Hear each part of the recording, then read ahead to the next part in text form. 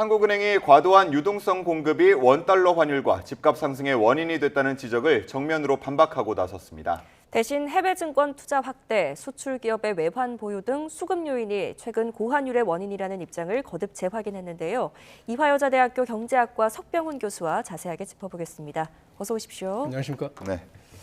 자, 10월 통화와 유동성 보고서가 발표됐습니다. 여기에 따르면 10월에 M2는 역대 최대 규모 4,471조 6천억 원으로 집계됐다라고 하는데 이 M2가 뭔지 그리고 역대 최대 규모라는 게 어떤 걸 의미하는지 좀 설명해 주시죠. 예, 그 M2라는 것은 광의 통화량을 나타내는 개념입니다. 그래서 현금이랑 우리가 수시 입출금하는 예금인 요구불 예금, 그다음에 수시 입출식 저축성 예금을 합친 게 협의 통화라는 M1인데요. 여기에 추가적으로 들어가는 항목들이 있습니다.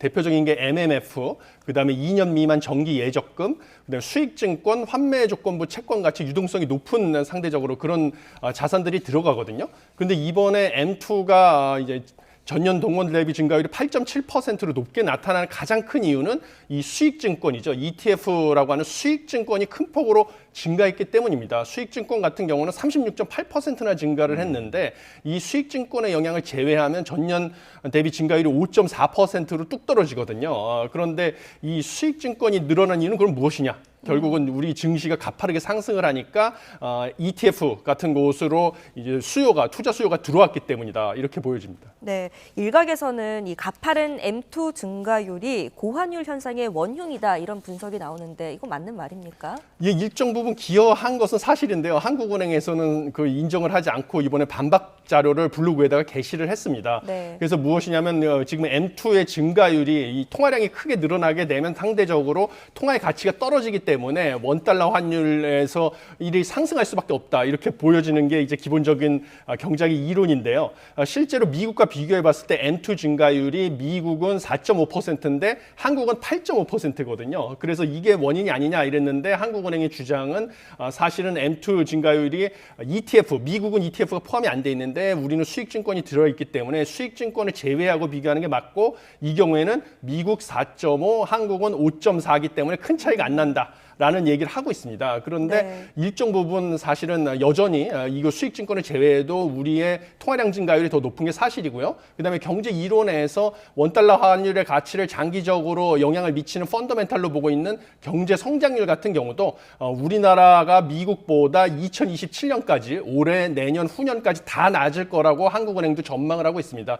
이 두 가지 요인에다가 앞으로 대규모 대미 투자가 예정돼 있기 때문에 이것까지 합치면 당연히 장기적으로 원달러 환율 상승하게 되고 이것에 대비해서 이제 그 시장에서 참여자들이 반응을 하니까 고환율 현상이 지금 일어나고 있는 것은 뭐 부정할 수 없는 사실이다 이렇게 보여집니다. 네.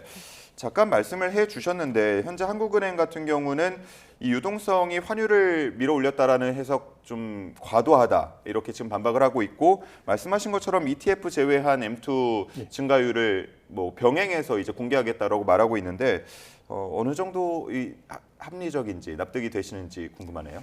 예, 뭐 한국은행에서 환율 영향에서 해외 투자자들하고 수출 기업이 환전을 하지 않고자 하는 이유, 그다음에 해외 주식 투자가 큰 폭으로 늘어난 거, 그래서 해외 주식 투자 규모가 지금 뭐 역대 최대고, 그다음에 지금 경상수지 흑자 폭보다도 크다 이런 거를 지적을 했습니다.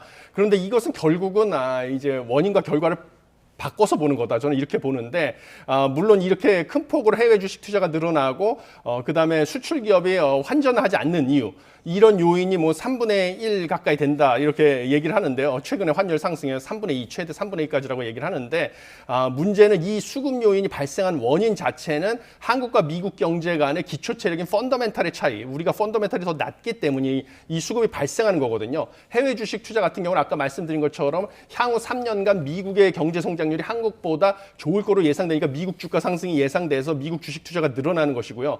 수출 기업 같은 경우는 대규모 대미 투자가 예정이 돼 있는데 이 대미 투자를 할 기업들이 지금 수출을 많이 하고 있는 반도체 같은 기업들입니다. 그러니까 당연히 대미 투자를 하려면 달러가 필요한데 굳이 지금 수출로 번 달러를 환전할 이유가 없는 것이죠. 그래서 결국은 한국이 미국보다 경제 기초 체력이 안 좋기 때문이다. 이게 기본 원인이다라고 보여집니다. 네, 알겠습니다.